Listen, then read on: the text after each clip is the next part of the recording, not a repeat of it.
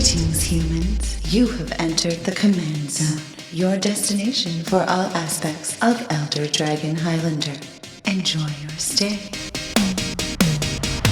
How's it, everybody? Welcome to a very special episode of the Command Zone. I'm your host, Josh Lee Kwai. And I'm DJ.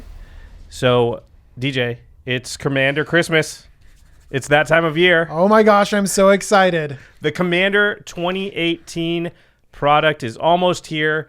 As you're watching this, it's all getting spoiled and previewed. In fact, this is a special episode because we're going to do a quick reveal of our exclusive preview card for this set. It is a legendary creature. I'm holding it right here in my hand. It's Jund. But before I tell you... Oh my gosh. The rest of that... tease! We have to do a big shout out to our sponsors, cardkingdom.com/commandzone. If you use that affiliate link when you're ordering your Magic products, singles, anything at all, you really are helping the Command Zone, game nights, everything stay on track, our content to keep flowing. All this Commander 2018 stuff is ready for pre-order, so you can go and use that affiliate link right now and order. I mean, I don't know about you. I order all the decks. Oh yeah, I've ordered all the decks too. But if there's one in particular or two that you like, you can do that. You don't have to order all of them, or even the singles. Yep, yeah. Singles are great. Get this specific card. This card is pretty sweet, so you might want to pick that up. Again, cardkingdom.com/commandzone. And another way to support the show is directly if you go to patreon.com/commandzone. We love all of our patrons. They get all kinds of benefits. One of the best benefits is getting to watch game nights before the rest of the general public gets to see it. So that's kind of something that's only for patrons. And we call out one lucky patron every single episode. And this episode is dedicated to Charles Willoughby. Charles, you definitely rock. Okay, let's get right into it. It's our preview card for Commander 2018. Again, it's a legendary creature, Hydra, named Gyrus, Waker of Corpses. The casting cost is Jund, so that's black, red, green, and X. Gyrus is a 0/0. But Gyrus, Waker of Corpses, enters the battlefield with a number of 1/1 counters on it equal to the amount of mana spent to cast it.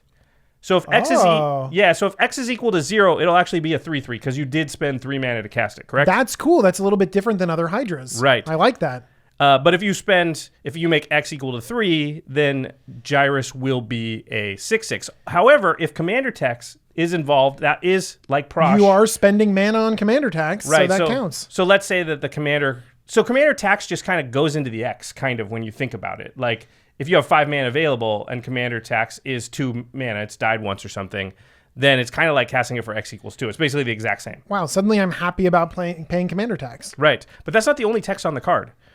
The other text is, whenever Gyrus attacks, you may exile target creature card with lesser power from your graveyard.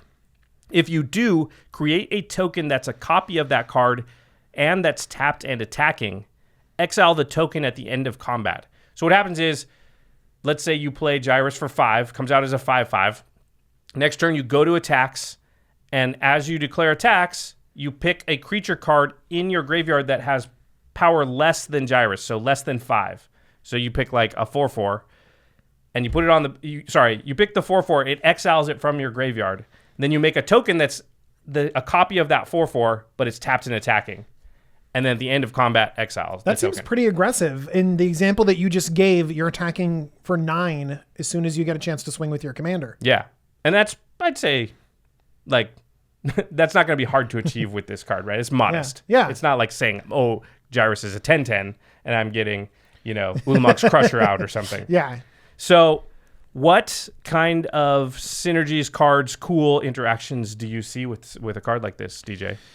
Well, I think that one thing I want to do is I want to have a lot of mana available when I'm casting this creature, because you're going to send it into combat. It's probably going to die here and there. And honestly, recasting it for more mana to make it even bigger just seems like a good idea in itself.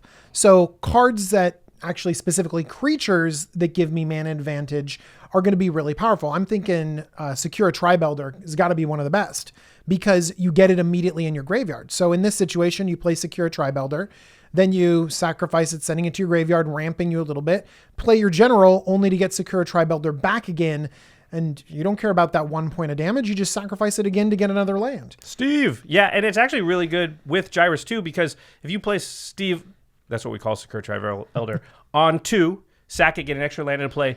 Now you on turn 3, you have 4 mana available to you. You can cast Gyrus as a 4/4. Then when you attack, bring Steve back out.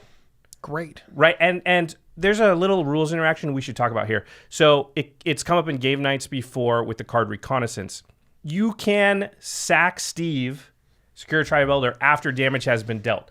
There is an end of combat phase. So you have a moment there after damage has been dealt when combat's not over and the creatures are still considered attackers. And at that moment, you can sack Steve. Josh wants that 1 extra point of damage. He's like, no, I'm getting that damage in. Yeah, you want. But that's actually an important rules interaction that people need to be aware of. That you can have something deal damage and still be in combat and do reactions. And take an action. And particularly important with this general, because the tokens do exile themselves, if I imagine you're going to want to get value from the creatures you're getting back out, and this is going to be one of the ways. So not...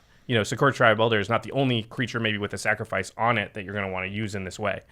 So you're thinking about other cards that might just change in those creatures, like maybe other kinds of sacrifice outlets? Yeah, I think that could be possible. Or you could have a sacrifice outlet out that allowed you to use the creature at that moment before it sort of exiles itself. Like a card that I think should probably go in the deck, Greater Good.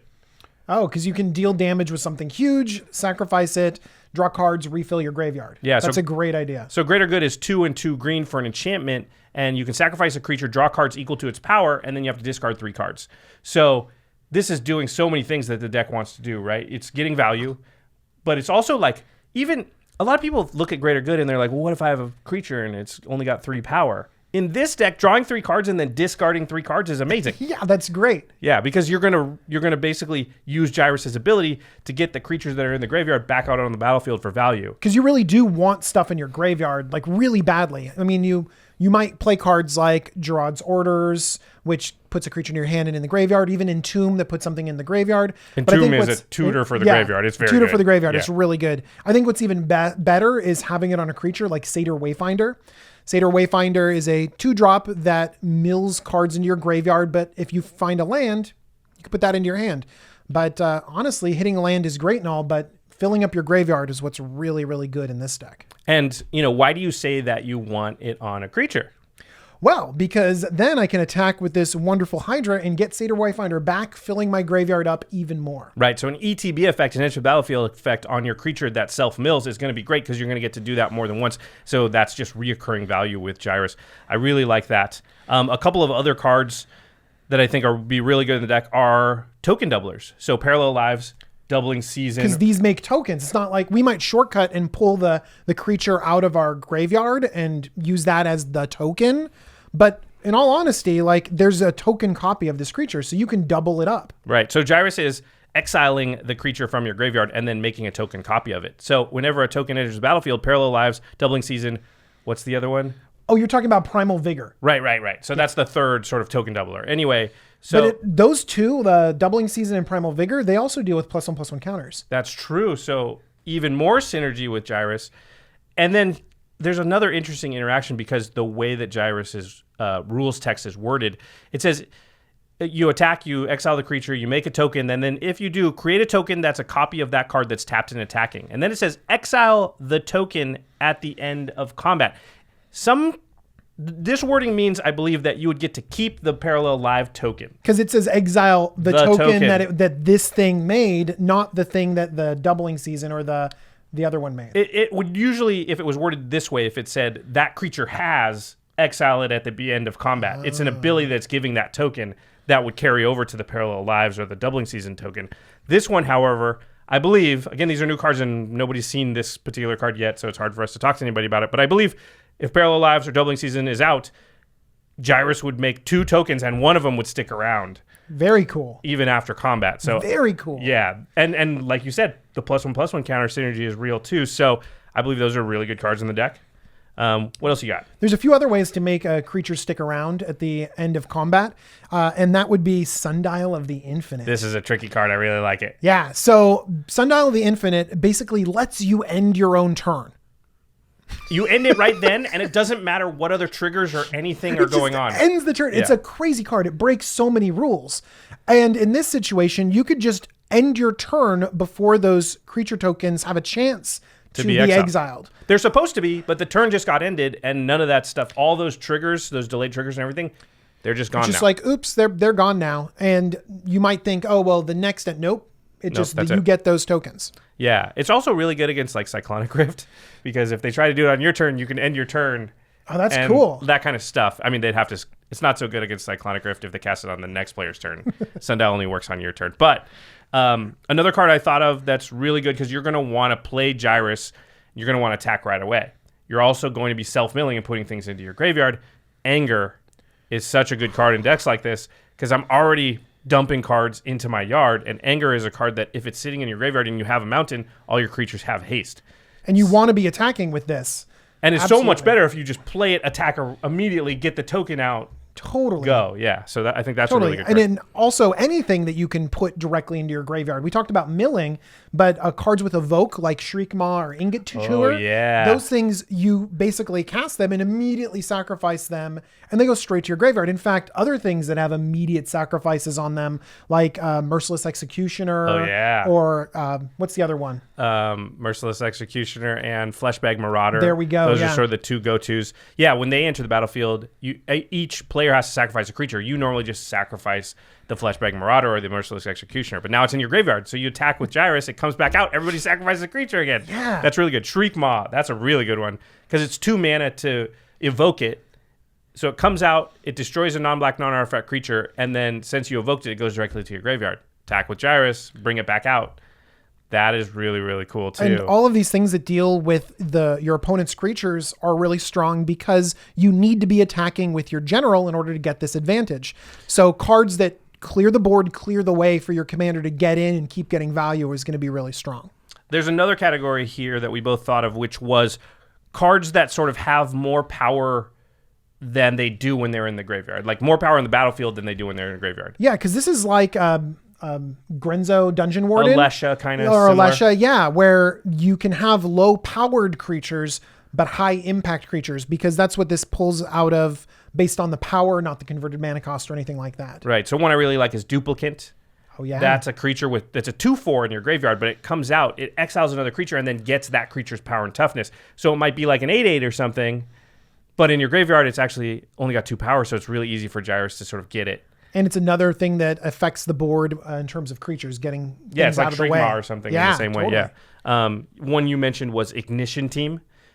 This is a 0/0 in your graveyard, but when it hits the battlefield, it gets +1 counters equal to the amount of tapped lands your opponents all players control. It's counts your tapped lands. And so often, Ignition Team is like a 30/30. Oh, it gets huge. Huge. So that's one that's just, and also you can activate it maybe and get a little bit of value. It turns your lands into creatures. I guess it doesn't really, because you're already tapped and attacking. I don't know. When you have a 30/30 swinging in at someone, I think that you don't need to worry about activation. Okay, so there's a lot of possibilities for this card. I think it's a pretty exciting deck. It's a combination of Alesha, Grenzo, but also the tokens are something you play with, and there's +1 synergies you could mess around with a little bit too. There's a lot of ways to go. I mean, you're gonna do. We were talking about this before we did this episode, and DJ's going to do a deck tech on his channel, on the Jumbo Commander channel. So if you haven't been over to DJ's channel, this is a good opportunity to go on over and just type Jumbo Commander in the search bar. DJ's channel will come up, and very soon he's going to have a deck tech about Gyrus up. Oh, it's going to be great. I'm pretty excited for it. Yeah. Are you going to use some of these ideas? I'm going to use a lot of these ideas. I think it's going to be really cool. We had so many ideas as we were brainstorming for this general. We haven't even covered them all. So we saved some. We saved some for Jumbo Commander. So that's good. All right. That's going to do it for our very short preview Commander 2018 episode. We are going to have a lot of extra coverage because Commander 2018 is such a big deal for us in our format. We're juggling a lot of episodes. We're about to record about 5 or 6. Are people going to be able to tell because of the shirts that we have? Just we're dressed exactly the same. I brought one extra shirt, so at some point it'll look like a different day for me, but you'll have just been wearing the same shirt the whole time. So I'm going to go out to my car. I'm going to find another shirt. We're doing it over a couple of days. Put on like a jacket or something like that. Just be hot this time. Already. All right, so look forward to all of that stuff. A lot of additional coverage of Commander 2018, and in the meantime, have fun buying or brewing or ordering all the cards for Gyrus, Waker of Corpses. We'll see you next time. Bye, guys. Peace.